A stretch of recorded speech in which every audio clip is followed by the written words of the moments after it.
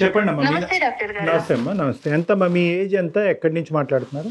నా ఏజ్ 35 అండి. మేము వైజాగ్ నుంచి మాట్లాడుతున్నాం. పెళ్ళయి 8 years అయింది. 8 సంవత్సరాల నుంచి ఎప్పుడు అనుమానం లేదు. నాకు ఒక 6 నెలల నుంచి నా భర్త మీద కొంచెం అనుమానం స్టార్ట్ అయింది.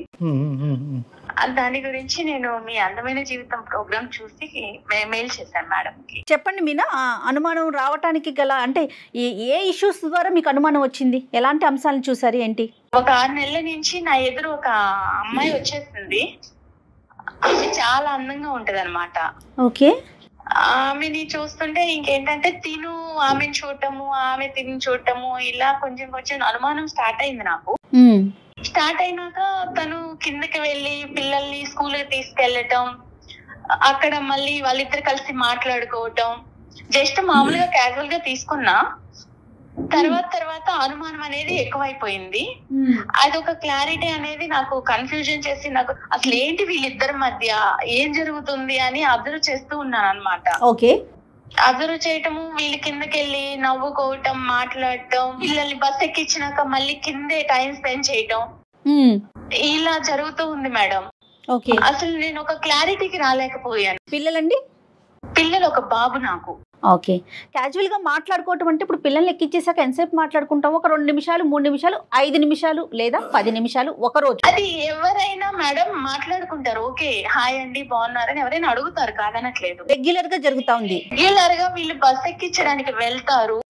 వెళ్ళి ఇద్దరు అపార్ట్మెంట్ అందరు ఎటు వాళ్ళు అటు వెళ్ళిపోయినా కూడా వీళ్ళిద్దరు నుంచొని మాట్లాడటం, నవ్వుకోవటం, పైకి కలిసి రావటం, ఇది చూస్తున్నాను మేడం. నేను పైన బాల్కనీలో ఉండి చూస్తూ అబ్జర్వ్ చేస్తున్నాను. మీనా, అమ్మాయి వయసు ఎంత ఉంటుంది? అమ్మాయి వయసు ఒక 36, 37 ఉంటుంది. ఆవిడ భర్త గారమ్మా? ఆమె భర్త వచ్చి అమెరికాలో ఉంటాడు. ఇది వచ్చి ఇక్కడ నుంచొని అపార్ట్మెంట్ లో ఉన్న వాళ్ళు ఎవరు దొరుకుతాడా ఏంటా అని చూసి నా భర్తే దొరికాడు దానికి. అయ్యా అయ్యో. ఆమెకి పిల్లలు ఉన్నారండి? పిల్లలు ఒక బాబు ఉన్నాడమ్మా.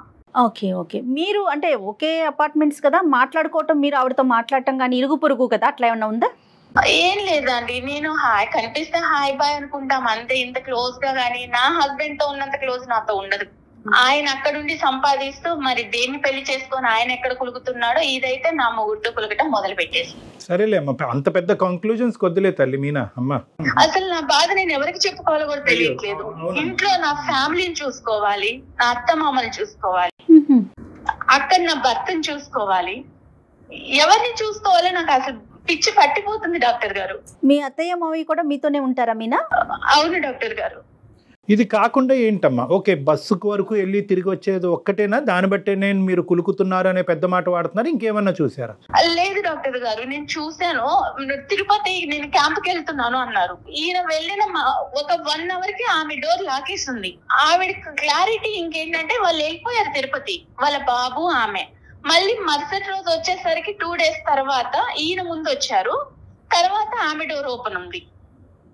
అంటే తిరుపతి అంటే మీనా ఎవరైనా వెళ్ళొచ్చు, ఎప్పుడైనా వెళ్ళొచ్చు కదా? వెళ్ళొచ్చు మేడం, ఆమె ముందన్నా వెళ్ళొచ్చు, తర్వాత అయినా వెళ్ళొచ్చు. ఈయన వెళ్ళిన టైంలోనే ఎందుకు వెళ్ళాలి?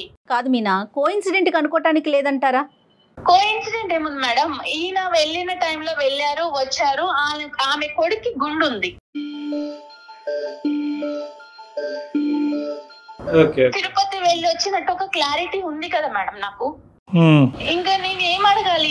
ఏం అసలు అడిగితే మేమేం అడగాలి? అదే కదా, ఇప్పుడు మేమేం అడగాలి అన్నది మాకు అనిపిస్తుంది. ఇంకేమన్నా అబ్జర్వ్ చేశారా మీరు? అంటే ఐ మీన్ మేడం, ఇప్పుడు నేను నిన్న నైట్ పడుకున్నాము, 3 గంటలకి నా బెడ్ మీద లేడు. చిన్న బాబు గాని కింద పడితే ఎలా వెతుక్కుంటాము, అయ్యో బాబు కింద పడిపోతాడని. నా భర్త ఎక్కడికి వెళ్ళాడని నేను ఇల్లు అంతా తిరిగాను, బాల్కనీ చూసాను, వాష్రూమ్ చూసాను, ఎక్కడ లేరు. ఇప్పుడు ఎక్కడికి వెళ్ళారు అని నేను అడగలేను తన్ని డైరెక్ట్. అదేంటమ్మా, ఎందుకు రాత్రి నిద్రలోంచి లేసానండి, మీరు పక్కన లేరు, బాబు దొల్లిపోతాడు అన్నది కూడా మీరు చూసుకోలేదు, ఎక్కడున్నారని ఒక మాట అడిగితే తప్పేముంది? తన మీద అనుమానం స్టార్ట్ అయిపోయినాక నేనేమన్నా అడిగితే ఇంకా నా మీద ఎక్కడ గొడవ పడేసి ఎక్కడ అల్లరి చేసుకొని మన పరువు ఎక్కడ పోయిద్దో, అత్తయ్య మామయ్య వాళ్ళు ఎక్కడ బాధపడతారో, నాకు పిచ్చి పడుతుంది డాక్టర్ గారు. అసలు పట్టట్లేదు. అవునమ్మా తల్లి, నీ ప్రాబ్లం నాకు అర్థం అవుతుంది. కానీ ఒక ఒక క్లారిటీ తెచ్చుకోకుండా నీ ఆరోగ్యం పాడవుతుంది, నీకు తల తిరుగుతుంది, తల బరువు అవుతుంది, నీకు పిచ్చి పట్టినట్టు అవుతుందని నువ్వు అంటున్నావు. ఇప్పుడు అనుమానం అనేటటువంటిది క్లారిటీ నేను తన్ని డైరెక్ట్ అడగలేకపోతున్నాను డాక్టర్ గారు, అందుకే నేను మీ వరకు వచ్చాను. అడగటం వేరు, గొడవ పెట్టుకోవటం వేరు. చాలామంది ఏమనుకుంటారు అంటే కనుక, అరే బహుశా నేను అడిగితే కనుక అతను ఇంకా అవమానం ఫీల్ అయ్యి నా మీద ఏమైనా తెచ్చుకుని గొడవలు. అలా కాదు, ప్రతి చోట ఏంటంటే సైకలాజికల్ మైండెడ్నెస్ అని అంటూ ఉంటాం. ఆడవాళ్ళందరికీ చెప్పేది ఏంటంటే మైండెడ్నెస్ అంటే ఇది ఖచ్చితంగా నిజం అనే ఉద్దేశంతో మీరు అడిగితే ఖచ్చితంగా అక్కడ గొడవ అవుతుంది. కాదు ఇలా జరిగి ఉండొచ్చేమో, నా భర్త ఇలా తప్పు చేసి ఉండడు, నా కళ్ళే తప్పు చూస్తున్నాయి అనేటటువంటి ఆలోచనతో అడిగితే కనుక అడిగేటటువంటి విధానం, పద్ధతి, శైలి కూడా డిఫరెంట్గా ఉంటుంది. మీ భర్త గురించి అందరికంటే వాళ్ళ తల్లిదండ్రుల తర్వాత బాగా ఎరిగినటువంటి వ్యక్తి ఎవరన్నా ఉన్నారు అంటే కనుక మీ మనసే. అవును కదా. 8 years ప్రయాణంలో ఇంతకుముందు ఎప్పుడనే మీ భర్త గురించి ఇటువంటి సంఘటనలు, సందర్భాలు జరిగినాయా? జరగలేదు. ఎప్పుడు అనుమానం పడేటటువంటి భార్య స్థానంలో మీరు ఉన్నారా? కాదు. మరి అలాంటప్పుడు ఈ ఒక్కసారి మీకు ఇలా అనిపించిందండి, నా కళ్ళు తప్పు చూసినాయా, నా చెవులు తప్పు విన్నాయా అనేటటువంటిది మీరు తప్పుగా ఆలోచించారు అనే విధంగా అడిగితే కనుక ఏ గొడవ ఉండదు. అంటే మీరు చేయలేకపోతున్నారు, మాకు ఫోన్ చేశారు, అది వేరే విషయం. మీ తరపున మేము మీతో మాట్లాడటానికి రెడీగానే ఉన్నాం. కానీ సహజంగా ఎవరైనా ఆడవాళ్ళు ఉంటే కనుక ప్రతి సందర్భంలో సుమన్ టీవీ లాంటి ఒక ప్లాట్ఫామ్ దొరుకుతుంది, వాళ్ళ ద్వారా అడిగిద్దాము, వాళ్ళ ద్వారా తెలుసుకుందాం అనేది కాకుండానే అడిగేటటువంటి శైలి, విధానం ప్రేమపూరితంతో నిండి ఉంటే కనుక అది తప్పుగా భావించే అవకాశం లేదు అని నా భావం. అది ఈ మధ్య ఏమన్నా అడిగితే విసుకుంటున్నాడు, ప్రతి చిన్న విషయానికి చిరాకు పడుతున్నాడు, నాకు పిచ్చి పడుతుంది, ఏడుపు వస్తుంది, ఏం చేయాలో తెలియట్లేదు. ఒకటైతే నిజం కదా తల్లి, అంటే ఖచ్చితంగా ఒక ట్రాన్సిషన్, ఒక చేంజ్ అయితే మీ భర్తలో మీకు కనిపించింది, వచ్చింది, ఖచ్చితంగా వచ్చింది. నాకైతే ఒక తనని అడగాలని ఉంది డాక్టర్ గారు, నా తల బద్దలైపోతుంది అసలు. నాకు అసలు తన్ని అడిగితే ఎక్కడ ఇష్యూస్ అయ్యి ఎక్కడ గొడవలు అవుతాయో, నేను ఇంత ప్రేమించాను తిన్ని. బహుశా ఇటువంటిది ఇది అబద్ధమే అవ్వాలని మీ అందరం కోరుకుంటున్నాం. మీ అత్తమామలకి ఏమైనా తెలుసమ్మా? తెలీదు డాక్టర్, నేను ఎవరికి చెప్పలేదు.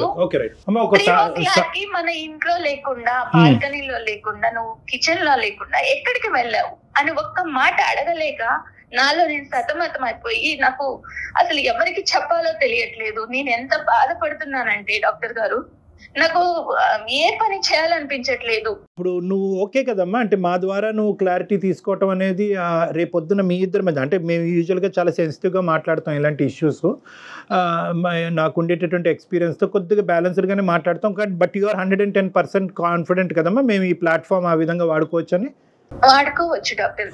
ఓకే. తర్వాత ఇంకో లాస్ట్ క్వశ్చన్ అమ్మా, ఇది కొద్దిగా sensitive and private issue. Physical intimacy ఎలా ఉందమ్మా మీ ఇద్దరి మధ్యన? అది తగ్గిందా? తగ్గిందండి. తను ఇప్పుడు ఇదివరకు ఉన్నంత ప్రేమ లేదు నాకు. మరి ఒకసారి మాట్లాడదామా మీనా? నిజాల్లాగే అనిపిస్తుందమ్మా, కానీ అబద్ధాలు అవ్వాలి అని కోరుకుంటున్నాను. ఒకసారి కలుపుదామమ్మా. లైన్ కలుపుతారండి మీరు ఆయనతో? కలుపుతాను డాక్టర్. కాన్ఫిడెన్స్ లోకి తీసుకుంటారు. మీరు మాట్లాడే వ్యక్తి మీ కాల్ ని హోల్డ్ లో పెట్టారు, ఆయన్ని కనెక్ట్.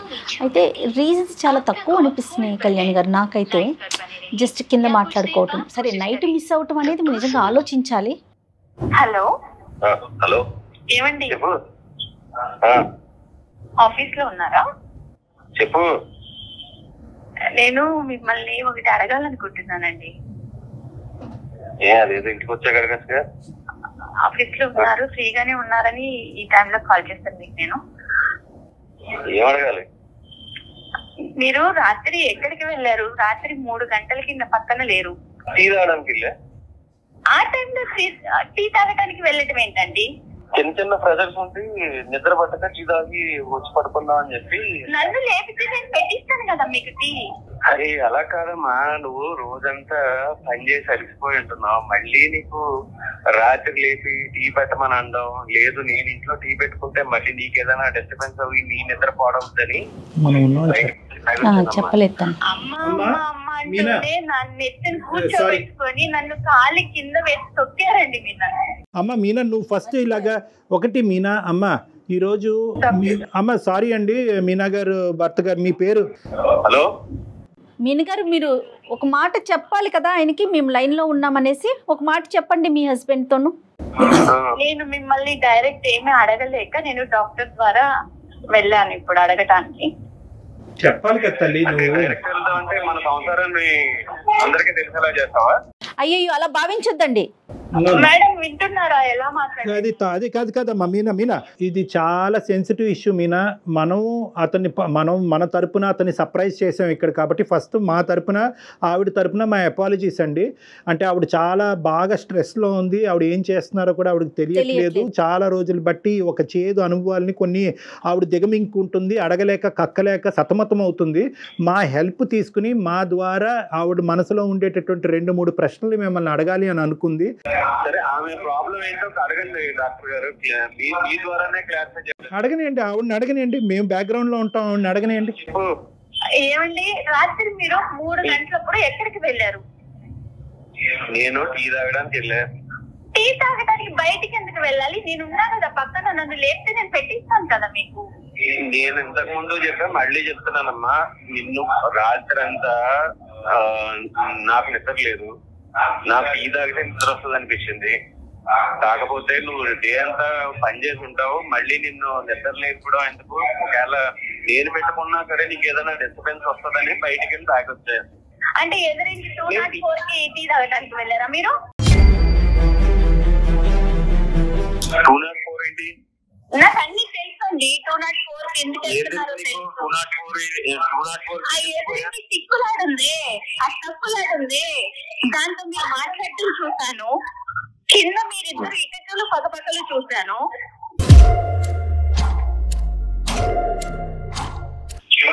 మేమిద్దరం ఏకలు పక్కపక్కలు ఇప్పుడు పిల్లల్ని స్కూల్ కి డ్రాప్ చేయడానికి వెళ్ళినాక 15 నిమిషాలకి పైకి వస్తున్నారు మీరు. మొత్తం అడిగేస్తున్నారు. చెప్పండి సార్. సార్, మా బాబుని నేను బస్ ఎక్కించడానికి తీసుకెళ్తాను సార్. అవునండి, తప్పలేదు. అట్ ద సేమ్ టైం ఎవరో వస్తారు వాళ్ళ పిల్లల్ని ఎక్కించడానికి, వాళ్ళకి నాకు సంబంధం పెడితే ఎలా డాక్టర్? డాక్టర్ గారు, ఇప్పుడు అందరూ చాలా మంది వెళ్తారు, ఎటు వాళ్ళకి పిల్లల్ని తీసుకొని బస్ ఎక్కించేసి వెళ్ళిపోతారు, వీళ్ళిద్దరే ఉంటారండి డాక్టర్ గారి కింద. అరే, ఒక కమ్యూనిటీలో ఉండేవాళ్ళు హాయ్ బాయ్ కామన్ గా మాట్లాడుకుంటారు. అవునండి, కమ్యూనిటీలో ఉంటే చాలా మంది మగవాళ్ళు ఉంటారు కదా, ఆవిడతోటి ఎందుకు మాట్లాడాలి మీరు? అతని భావాన్ని చెప్పనివ్వండి, నెంబర్ 1.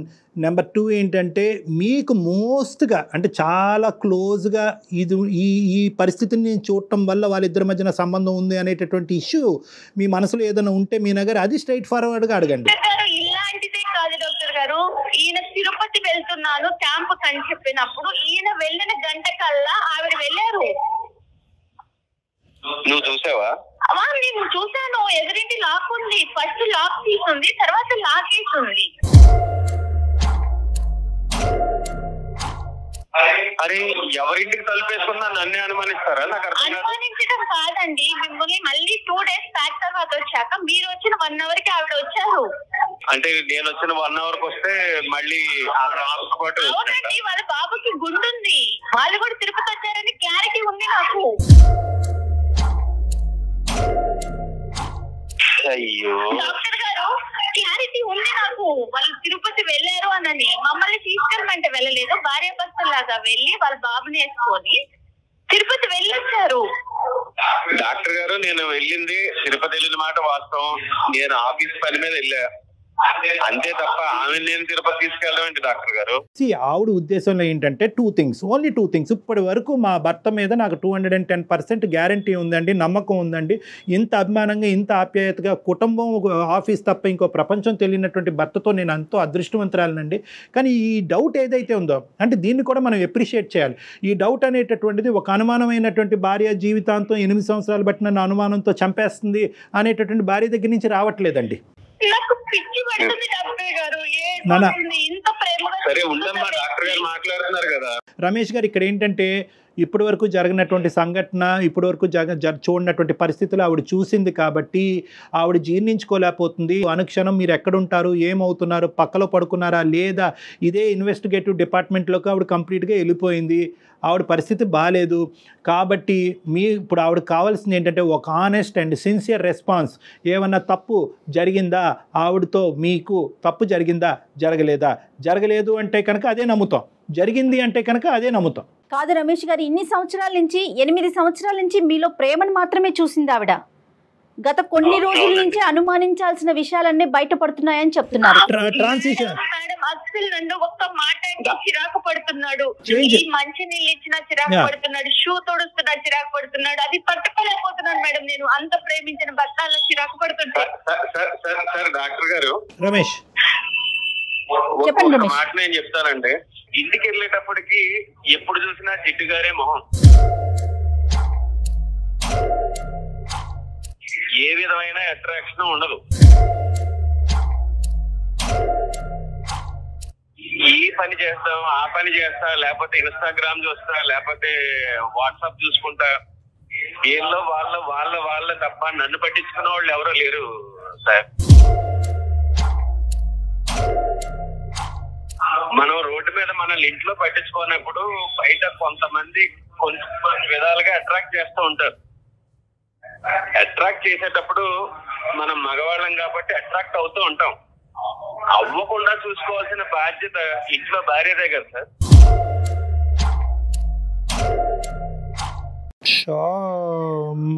రమేష్ ఆయన వర్షన్ ఆయన చెప్పాడు కదా. ఉండమ్మా మీనా, ఒక్క నిమిషం నీ వర్జన్ చెప్ది గాని. ఏం మాట్లాడుతున్నారు రమేష్ గారు? అసలు మీరు ఇంట్లో మేకప్ వేసుకుని ఉంటారండి ఆడవాళ్ళు. సడన్ గా 8 సంవత్సరాల తర్వాత ఒక భార్య జిడ్డు మొహంతో కనిపిస్తుంది అనే ఫీలింగ్ మీకు వచ్చింది అంటే రమేష్, ఖచ్చితంగా ఇక్కడ జిడ్డు మొహం కంటే అక్కడ ఏదైనా అట్రాక్షన్ ఎక్కువైందా అన్నది మనం ఆలోచించుకోవాలి. ఒక్కసారి మీరు ఆలోచించండి రమేష్, మీరు ఏం మాట్లాడుతున్నారు? మీరు ఫస్ట్ ఆఫ్ ఆల్ ఏంటంటే అక్కడ ఒక అట్రాక్షన్ కనిపించిన తర్వాత ఇక్కడ డిస్ట్రాక్షన్ మొదలైందా, లేదంటే ఇక్కడ ఈ డిస్ట్రాక్షన్ మొదలైన తర్వాత అక్కడ అట్రాక్షన్? ఏదైనా తప్పేలేండి, ముందేంటి వెనకట్లే, కానీ రెండు తప్పులే. డాక్టర్ గారు మీరు చాలా కూల్ గా మాట్లాడుతున్నారండి. నేను ఆయన వర్షన్ వింటే నేను కూల్ గా మాట్లాడలేకపోతున్నాను ఒక ఆడపిల్లగా. పెళ్ళైన కొత్తలో మొహం బాగుంది, ఇప్పుడు పిల్లలు అత్త మామ అందరినీ చూసుకుంటా నీకు పెళ్ళైనప్పటి నుంచి నువ్వు అలాగా ఉన్నావు. నాకు ఇంతకుముందు ఆపర్చునిటీ లేదు. నా మొగుడు అమెరికాలో ఉంటే నేను కూడా దానిలాగే చిప్పులా. చిచి అలా మాట్లాడకండి మీనా, అలా మాట్లాడకండి. కాదు మేడం, ఒక ఆడదానిగా మీరు అర్థం చేసుకోండి నా బాధని. నా భర్త ఇంకొక అమ్మాయి చూస్తున్నాడంటే నేను ఓర్చుకోగలుగుతానా? ఒకసారి అతని మనసులో ఉన్న భావాన్ని అంతా కూడా. రమేష్ ఇంకా ఏమన్నా ఉందా రమేష్? ఇంకా అంటే మీ భార్య గురించి 8 సంవత్సరాల పాటు మీరు బయటకు చెప్పలేనటువంటి అంశాలు ఇంకేమైనా ఉన్నాయా? ఏమీ లేదు సార్. ఇంటికి వచ్చేటప్పటికి ఆ జిడ్డు మారే మొహం కాకుండా. దయచేసి ఆ మాట అనకండి రమేష్ ప్లీజ్. Sorry madam. మా సారీ ఎందుకండి బాబు? అవునండి, మొహం జిడ్డుగారుగానే ఉంటది. ఇప్పుడు ఎందుకు వచ్చింది మీకు? మీ మాటలని తప్పు రమేష్. తప్పు చేశారా? తప్పు జరిగిందా? మీనా సారీ అమ్మా, అది అయితే జరిగింది డాక్టర్ గారు. చూడండి డాక్టర్ గారు ఎలా చెప్పుకొని ఒప్పుకున్నాడు. దాని క్లారిటీ అదే చెప్తున్నాను మీకు. తప్పు జరిగింది అనేటటువంటిది సమర్థించుకుంటున్నారా రమేష్? పశ్చాత్తాపం పొందుతున్నారా ఇప్పటికైనా రమేష్? ఆ అమ్మాయి గుండె పగిలి చచ్చిపోద్దయ్యా. ఆ అమ్మాయిని ఒక పనికిరాని వస్తువులాగా ఇన్ని రోజులు ఆ అమ్మాయిని ఒక టిష్యూ పేపర్ లాగా వాడుకుని ఇప్పుడు సడన్గా టిష్యూ పేపర్కి జిడ్డు పట్టింది కాబట్టి పక్కన పడేస్తున్నాను అనేటటువంటి మాట మాట్లాడుతూ నీకంటే బయట వేరే అట్రాక్షన్ దొరికింది కాబట్టి ఆ అమ్మాయితో నేను కులుకుతున్నాను. సారీ, నేను ఈ మాటలు ఎప్పుడు వాడలేదు. కానీ ఈ విధమైనటువంటి ఆ అంశాన్ని సుమన్ టీవీ ద్వారా మేము ఈ బ్రేకింగ్ న్యూస్ ఆ అమ్మాయికి అందించడం అనేది మేము చాలా బాధపడుతున్నాం రమేష్. రమేష్ గారు వేరే రకంగా భావించొద్దు, అసహ్యంగా అనిపిస్తోందండి వినటానికే. డాక్టర్ గారు నేను ఒక్కటే అడుగుతా డాక్టర్ గారు, ఇంకా ఫైనల్ గా ఒక్కటే అడగాలనుకుంటున్నాను. చెప్పు నాన్న. చెప్పు. ఏ రోజన్నా నేను మీకు ఏ విషయంలో అయినా తక్కువ చేశానా? లేదు. మరి ఎందుకు జిడ్డు మొహం వచ్చింది? ఈ 8 years లో మీకోసమే కదండి నేను. ఒకటి రమేష్ ఇది చాలా ఇరిటేటింగ్గా ఉంది. ఏమండి మీ భార్యని ఏమండి మీ ఇన్ షర్ట్ బాగా చేసుకోండి, చొక్కా ఇస్త్రీ చేసుకోండి అని చెప్పేటటువంటి ధైర్యం ఆవిడకున్నప్పుడు నువ్వు నీట్గా తయారవు అని అడగటాన్ని అనే హక్కు మీకు లేదా? ఏకంగా అక్రమ సంబంధాలు పెట్టేసుకోవటమేనండి జిడ్డు మొహాలు కనిపిస్తున్నాయి కాబట్టి? ఇంతేనా జీవితం అంటే? ఇంతేనా బంధం అంటేనే? ఇంతేనా పెళ్ళి అంటే? సార్ ఎలా చెప్తారండి మీరు మారనాలని? మీరు చెప్పి చూసారా? ఏ రోజున నాకు చెప్పారా? మీరు చెప్పేది ఏంటండి? చెప్తే రెడీ అవుతా అమ్మాయి? చెప్తే మీకు కావాల్సినటువంటి విధంగా ఉండదా? ఇంత కష్టాన్ని కొని తెచ్చుకుంటుందా? పెళ్ళైనప్పుడు ఎలా ఉన్నారో, ఒక 8 ఏళ్ళు సంసారం చేసి ఒక పిల్లకి ఒక పిల్లోడికి తల్లి అయిన తర్వాత కూడా అలానే ఉంటారండి ఆడవాళ్ళు? ఇక్కడ ఎలా ఉంటాము డాక్టర్ గారు? అత్త మామలకి సేవ చేసుకోవాలి, పెద్ద అత్తయ్య. అమ్మాయి సామాన్య గృహిణి ఎలా ఉంటారండి? నేను ఏటో చూసుకుంటాను. అమ్మ ఇలాంటి సంఘర్షణలు జీవితంలో చాలా కామన్. బ్యాడ్ లక్, ఇది బ్యాడ్ లక్ కాదనట్లేదు. కానీ ఈ రోజు నుంచి అయినా కూడా రమేష్లో ఏమైనా మార్పు వచ్చిందా, కనువిప్పు కలిగిందా అనేటటువంటి అంశం అతను తెలుసుకోగలిగితే కనుక ఏ ప్రాబ్లము లేదమ్మా. కాదు నేను చేసినటువంటిది తప్పు కాదు, దీన్ని అనేటటువంటి తన తప్పుని సమర్థించుకునేటటువంటి తత్వం అతనికి ఉంటే కనుక బహుశా జీవితంలో చాలా కష్టాలు వచ్చే అవకాశం ఉన్నాయి. నేను తప్పు చేశాననే పశ్చాత్తాపం ఉంది. రైట్. మరి జిడ్డు మొహం ఇవి నీట్గా తయారవలేదు, ఇవన్నీ ఎందుకు వచ్చినాయండి? అంత చక్కగా చేసి ఇంతవరకు మీకు తన జీవితాన్ని త్యాగం చేసేటటువంటి ఒక ఆడదాని గురించి అసలు మీకు నోరు ఎలా వచ్చింది అలా మాట్లాడటం గురించి? నేను తప్పు చేశాను డాక్టర్ గారు, నేను ఇలా ఉంది, నా అందాన్ని కూడా నేను మర్చిపోయాను. నేను తప్పు చేశాననేటటువంటి భావంతో బాధపడి ఒక డిఫెన్స్ మెకానిజం ఉపయోగిస్తున్నాడు. ఏంటంటే నేను తప్పు చేశాను కదా, ఆ తప్పుకి ఇదిగో నువ్వే కారణం అని చూపెట్టేటటువంటి ప్రయత్నం చేస్తున్నాడు. కానీ అతనిలో ఒక మంచితనం ఉంది, మార్పు వచ్చేదానికి అవకాశం ఉంది. అతను కేవలం నీ సైడ్ ఏదో చూపెట్టాలి కాబట్టి, అతను తప్పుని సమర్థించుకోవాలి కాబట్టి మాట్లాడేటటువంటి మాటలే. నువ్వు చేసినటువంటి ఇప్పటి వరకు నువ్వు చేసినటువంటి ఏ కార్యక్రమం కదా మీ అత్తగారికి కానీ మీ భర్తకు కానీ అందరూ సమర్థిస్తారు. మీ భర్త గారికి కూడా బాగా తెలుస్తుంది, రమేష్కి కూడా బాగా తెలుస్తుంది. ఫైనల్గా మీరు ఏం చెప్తారు చెప్పండి, మీ ఒపీనియన్ చెప్పండి. మీరు ఏం చేయదలుచుకున్నారు? ఆ అమ్మాయి కాన్ఫిడెన్స్ ఇవ్వండి, ఒక నమ్మకం ఇవ్వండి. ఇక మీదట ఇలాంటి తప్పు అయితే జరగదు. నేను నీకు మాట ఇస్తున్నాను, ఇప్పుడున్న మన ఫ్లాట్ సేల్ చేసి వేరే ప్లేస్ కి మనం షిఫ్ట్ అయిపోదాం. మన సొంత ఫ్లాట్ వదులుకొని మనం ఎందుకు వెళ్ళాలి చెప్పండి ఒక్కటి. నో రమేష్, ఇక్కడ ఏంటంటే ఒకటి నిజంగా ఫ్లాట్ మారేటటువంటి అవకాశం ఉంటే కనుక ఖచ్చితంగా that is a good solution for the problem. తను ఏం చెప్పాలనుకుంటున్నారు నాకు తన నోటి వెంట వినాలని నేను మీకు ఫోన్ చేశాను. అదే చెప్పారు మీనా, రమేష్ గారు అదే చెప్తున్నారు. మీనా రమేష్ గారు నాకంటే మించినటువంటి సొల్యూషన్ చెప్పారు. అంటే ఎవరు చెప్పరు, సొంత ఫ్లాట్ అమ్మేసుకుని వేరే దానికి వెళ్ళిపోదాం అని అన్నారు. డాక్టర్ గారు, నేను తన్నేదో బాధ పెట్టాలని నేను అడగాలని కాదు. నాకు ఒక క్లారిటీ, నా మనసు తను నేను ఎంత ఇష్టపడుతున్నానో నాకు తెలుసు, తనకి తెలుసు. అది అర్థమవుతోంది మీనా, అర్థమవుతోంది. కానీ అతను ఇప్పుడు ఇచ్చినటువంటి ప్రామిసెస్ లో ఒక సిన్సియారిటీ కనిపిస్తుంది. తప్పు ఒప్పుకున్నాడు, అతను సిన్సియర్గా అతను అపాలజీ అడిగాడు కాబట్టి క్షమించేటటువంటి ధోరణిలోకి నువ్వు రావాలి. నమ్మకంగా మళ్ళీ మీరు ఇద్దరు కూడా హ్యాపీగా ముందుకు ప్రయాణం కొనసాగించాలమ్మా. సరే డాక్టర్ గారు. ఓకేనా? All the best Meena. అతను అడిగాడని కాదు కానీ నీ గురించి కూడా నువ్వు చూసుకో అమ్మా. Okay, compulsory. All the best, good luck అమ్మా. God bless both of you. Ramesh, all the best and thank you for talking to us. Okay అమ్మా, ఓకే మీనా, బాయ్. ఈ అమ్మాయి యొక్క ఫ్లెక్సిబిలిటీని మనం అప్రిషియేట్ చేయాలమ్మా. అట్ ద సేమ్ టైం తప్పు చేసినటువంటి రమేష్ని ఒప్పుకోవటాన్ని కూడా మనం అప్రిషియేట్ చేయాలి. తప్పు చేశాడు, తప్పు చేసినటువంటి వ్యక్తిని ఇంకా ఖండించి తిట్టి పుండి మీద కారం జల్లకుండా అతను లోపల గిల్టీ ఫీల్ అవుతున్నాడు. గిల్టీ ఫీలింగ్ వల్లే బయటకు ఆ మాటలు చెప్తున్నాడు. అతని మనస్సాక్షి కూడా తెలుసు భార్య ఎంత సాక్రిఫైస్ చేస్తుందని. కానీ సమాజానికి ఒక పిక్చర్ ఇస్తే కనుక అతను తప్పును సమర్థించుకోవచ్చు అనే డిఫెన్స్ మెకానిజం ద్వారా అతను బ్లైండ్ గా ముందుకెళ్తున్నాడు. ఏదైనా రియలైజ్ అయ్యాడు. అది చాలా సంతోషం అనిపిస్తోంది ఫస్ట్ టైం అయితే. ఉందమ్మా. Thank you so much Kalyan గారు. నమస్తే.